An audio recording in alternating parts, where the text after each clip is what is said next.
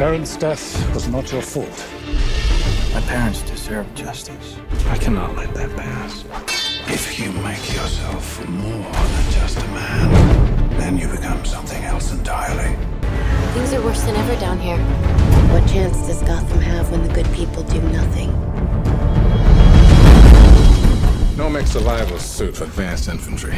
Kevlar utility harness, gas-powered magnetic grapple gun. What's that? On the tumbler? Oh, you wouldn't be interested in that. I spent a lot of time being scared for you. Who? The Batman.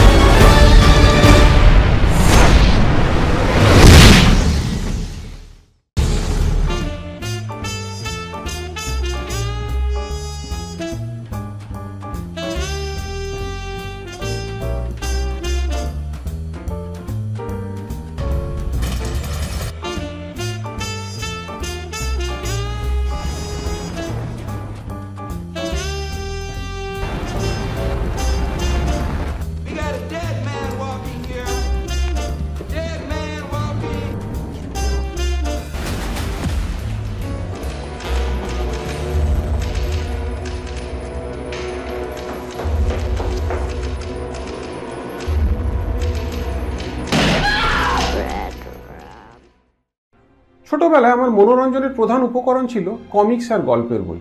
তখন mobile, TV এসব কোথায়? গল্পের অতলে ডুব দিয়ে অনায়াসে কেটে যেত সময়। কমিক্সের হিরোরা স্বপ্নে আসা যাওয়া করত। শুকতারায় থাকতো বাঁটুল দি গ্রেট আর হাঁদা ভোঁদা, আর কিশোর ভারতীতে নলটে ফন্টে। বই হাতে পেয়ে প্রথমেই পড়ে ফেলতাম কমিক্সগুলি।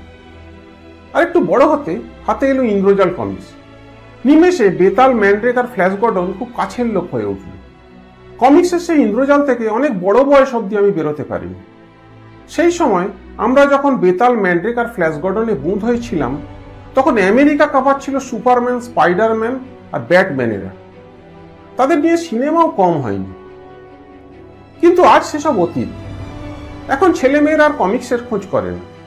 তাদের আগ্রহের বিষয় বদলে গেছে। আমাকেও আর সুপারহিরোরা তেমন টানে না। কিছু স্পাইডারম্যান, সুপারম্যান আর ব্যাটম্যানের সিনেমা দেখেছি বটে, কিন্তু কখনো তাদের সঙ্গে একাত্ম হতে পারিনি। তারপর 2005 সালে এলো এই জনরার আরেকটি সিনেমা। ডাইরেক্টরের নাম ক্রিস্টোফার নোলান হওয়ায় সিনেমাটি না দেখে থাকতে পারিনি।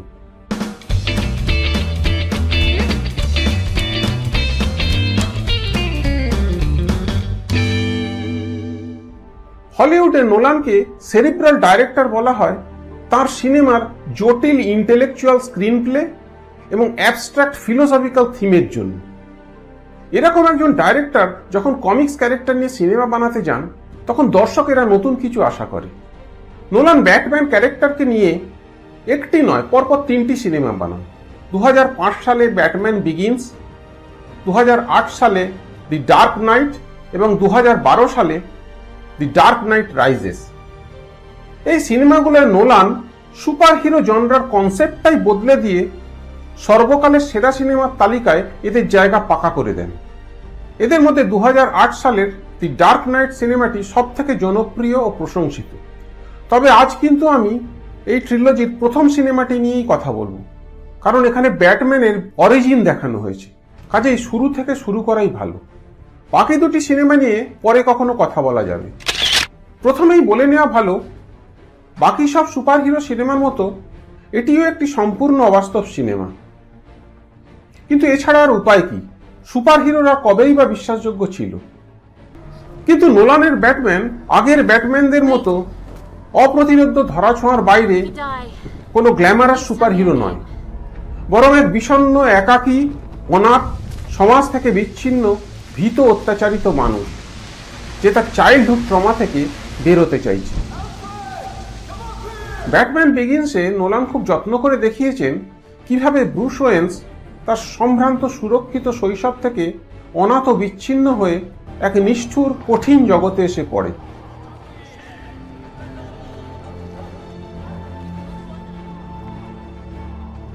কিভাবে শৈশবের কিছু দুর্ঘটনা, দুঃস্বপ্ন তাকে সারা জীবন তাড়া করে বেড়ায়।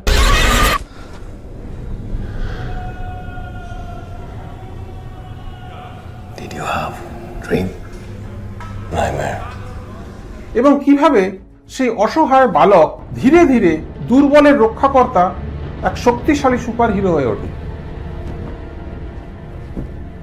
ব্রুস ওয়েন্সের ব্যাটম্যান হয়ে ওঠার কাহিনী এত বিস্তারিতভাবে আমরা আগে কোনো সিনেমায় দেখিনি। যাই হোক, এবার সিনেমার প্লট সম্বন্ধে কিছু বলি। ব্রুস ওয়েন্সের বাবা থমাস গথাম শহরের একজন ধনী শিল্পপতি ছিলেন। তিনি ওয়েন এন্টারপ্রাইজের মালিক ছিলেন। শহরের সাধারণ মানুষের সুবিধার জন্য থমাস একটি মনোরেল তৈরি করেন। একদিন বন্ধু র্যাচেলের সঙ্গে খেলতে গিয়ে ব্রুস বাগানের একটি পরিত্যক্ত পাতকুয়ায় পড়ে যায়।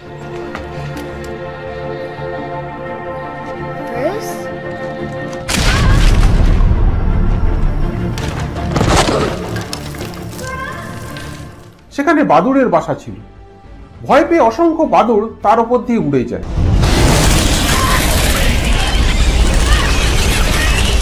প্রচন্ড ভয়ে ব্রুস অচৈতন্য হয়ে পড়ে। সেই থেকে বাদুড়ের প্রতি আতঙ্ক তার মনে চিরকালের জন্য বাসা বাঁধে। একদিন বাবা মার সঙ্গে অপেরা দেখতে গিয়ে ব্রুস অভিনেতাদের ভুল করে বাদুড় ভেবে আতঙ্কিত হয়ে পড়লে তারা হল থেকে বেরিয়ে আসে।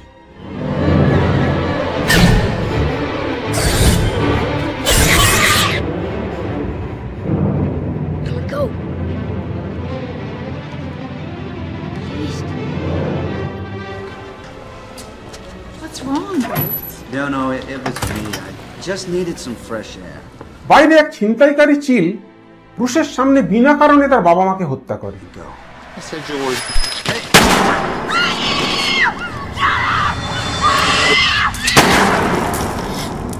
যা আরো একটা ট্রমা হয়ে তার স্মৃতিতে চিরদিনের জন্য থেকে যায়। হত্যাকারী চিলের যাবজ্জীবন কারাদণ্ড হয়। এরপর অনাথ হয়ে যাওয়া ব্রুসকে বিশ্বস্ত পারিবারিক বাটলার অ্যালফ্রেড লালন পালন করে বড় করে তোলে। I miss him, Alfred. I miss him so much. So do I, Master. So do I. 14 বছর পর হত্যাকারী চিল শহরের প্রধান মাফিয়া ফ্যালকনের বিরুদ্ধে সাক্ষ্য দিতে রাজি হওয়ায় জামিনে ছাড়া পায়। এ খবর পেয়ে ব্রুস তার বাবার হত্যার প্রতিশোধ নিতে সেখানে যায়, কিন্তু সে কিছু করার আগেই ফ্যালকনির লোক চিলকে হত্যা করে।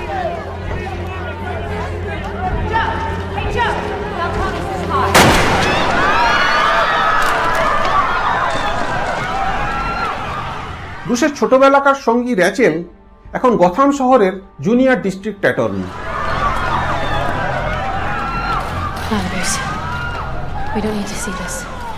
সে ব্রুসের প্রতিশোধের কথা শুনে অসন্তুষ্ট হয় এবং তাকে বোঝায় যে গথাম শহরের প্রধান শত্রু চিল নয়, ফ্যালকনি, যে শহরটিকে ক্রমশ শেষ করে দিচ্ছে। শহরের প্রশাসনও তার হাতে। যদি এখনো তার বিরুদ্ধে কেউ না দাঁড়ায় তাহলে এই শহরটি আর বাসযোগ্য থাকবে না। ব্রুস ফ্যালকনির কাছে প্রতিবাদ করতে গিয়ে অপমানিত হয়। In the joint, Chill told me about the night he killed your parents. He said your father begged for mercy. Begged. Like a dog.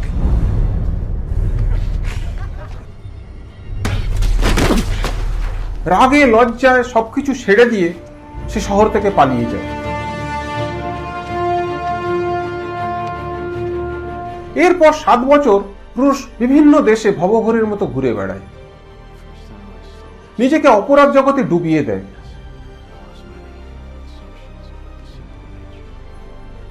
নানা রকম হাতাহাতি যুদ্ধে নিজেকে পারদর্শী করে তোলে। তার একমাত্র লক্ষ্য হয়ে দাঁড়ায় নিজেকে কোনোভাবে প্রস্তুত করে ফিরে গিয়ে গথাম শহরকে ফ্যালকনির মতো লোকেদের হাত থেকে বাঁচানো।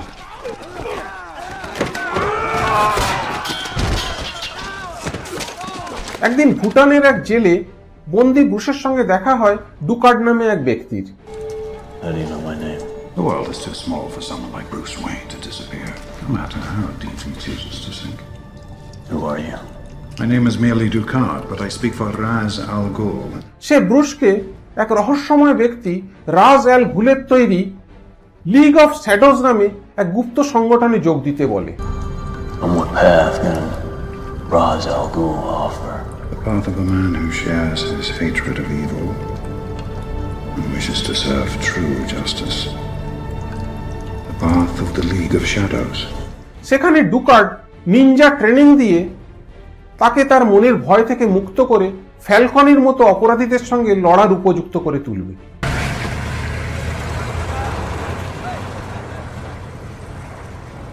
জেল থেকে ছাড়া পাওয়ার পর ব্রুস বরফে ঢাকা পাহাড়ের ওপর লিগ অফ শ্যাডোজের হেডকোয়ার্টারে এসে পৌঁছয়।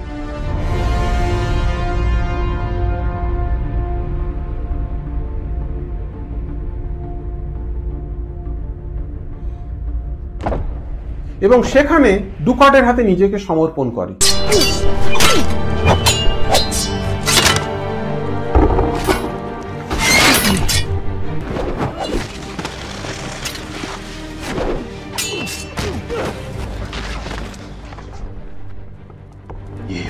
দীর্ঘ কঠিন ট্রেনিং সফলভাবে শেষ করার পর রাজ আল ঘুল তাকে নিজের সংগঠনে যুক্ত করার আগে আনুগত্যের প্রমাণ হিসেবে এক অসাধু ব্যক্তিকে হত্যা করতে বলে।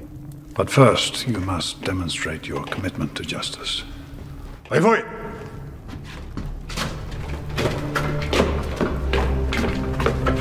I will go back to Gotham and I will fight men like this, but I will not become an executioner. Bruce, please. For your own sake, there is no turning back. কিন্তু Bruce কিছুতেই নিরস্ত্র মানুষকে হত্যা করতে রাজি হয় না, বরং তাকে জোর করা হলে সে সেখানে আগুন লাগিয়ে দিয়ে পালায়। What are you doing? It's necessary, my friend. আগুনে অ্যাল ঘুল মারা যায়,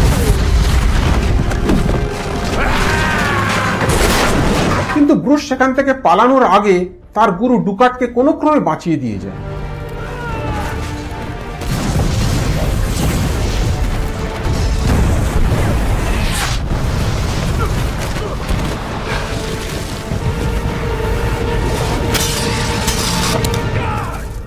গথামে ফিরে এসে ব্রুস দেখে উইলিয়াম আর্ল নামে এক অসৎ ব্যক্তি তাদের কোম্পানির সিইও হয়ে বসে কোম্পানিটিকে পাবলিক কোম্পানিতে পরিণত করার চেষ্টা করছে।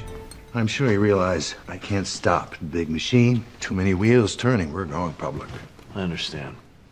And I'll be handsomely rewarded for my shares. I'm not looking to interfere. ক্রমে তার সঙ্গে পরিচয় হয় কোম্পানির R&D chief scientist Lucius Fox. What did they tell you this place was? They didn't tell me anything. Earl told me exactly what it was when he sent me down here. Dead end. এবং সৎ police officer Jim গর্ডনের। I'm no rat. In a town that's been. Fox তাকে কোম্পানির কিছু prototype military product দেখায়, যেমন armoured car. She was built as a bridging vehicle.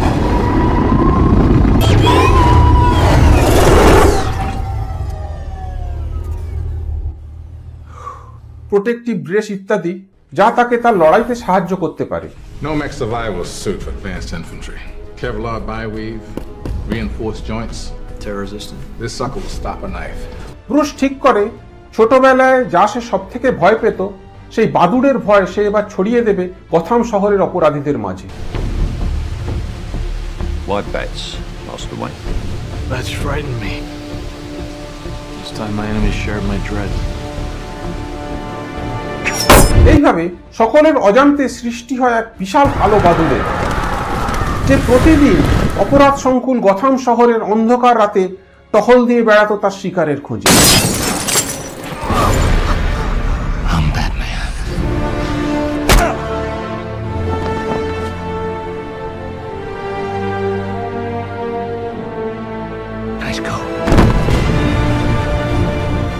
Bruce তার পরিচয় গোপন রেখে পুলিশ অফিসার গর্ডন ও ডিস্ট্রিক্ট অ্যাটর্নি র্যাচেলকে অপরাধ দমনে সাহায্য করতে থাকে। গথাম শহরে অপরাধীদের সংখ্যা নেহাত কম ছিল না। মাফিয়া ফ্যালকনি, অসৎ সিইও উইলিয়াম আর্ল, এছাড়া শহরের এক অসৎ ডাক্তার জোনাথন ক্রেন, যে শহরের অপরাধীদের নানাভাবে সাহায্য করত, এরা সকলেই ব্রুসের লিস্টে ছিল।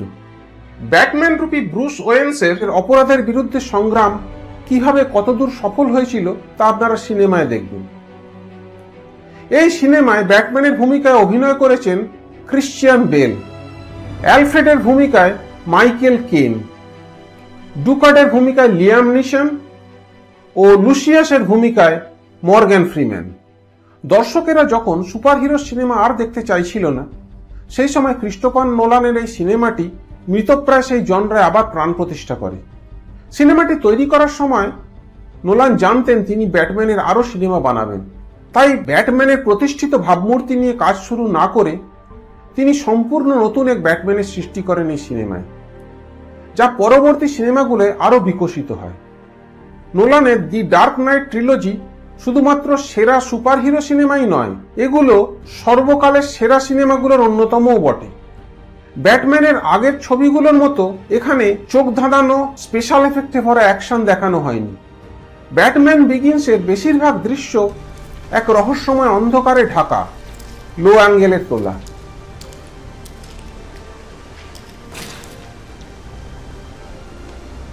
কুয়াশা ও ধোঁয়ায় ভরা শিকাগো শহরের দৃশ্য কাহিনীর গথাম শহরের বর্ণনার সঙ্গে অবিকল মিলে যায়। দুর্দান্ত ব্যাকগ্রাউন্ড মিউজিক ও সাউন্ড এফেক্ট পরিবেশকে এক অন্য মাত্রায় পৌঁছে দেয়। এখানে ব্রুস আনাড়ির মতো শুরু করে,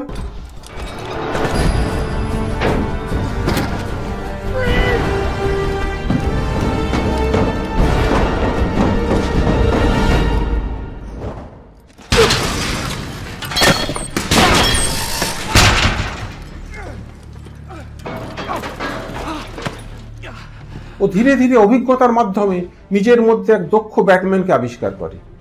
আপনারা এই ব্যাটম্যান বিগিনস এবং দি ডার্ক নাইট ট্রিলজির বাকি দুটি সিনেমাও অবশ্যই দেখবেন সুপারহিরো সিনেমা হিসেবে নয়, ভালো সিনেমা হিসেবে। আর একটা কথা, এবার থেকে আমি আর কোন সিনেমা কোন প্ল্যাটফর্মে পাওয়া যাবে তা বলবো না, কারণ আজ যে সিনেমা যে প্ল্যাটফর্মে পাওয়া যাচ্ছে, কাল সেই ওটিটি প্ল্যাটফর্মে সেই সিনেমা নাও পাওয়া যেতে পারে। তার থেকে বরং আপনারা গুগলে সার্চ করে ইনফরমেশনটা বের করে নেবেন। আজ আর নয়, এবার আমার যাওয়ার পালা। খুব শিগগিরই ফিরে আসছি এরকমই আরেকটি সিনেমা নিয়ে। আপনারা ভালো থাকবেন। Good bye.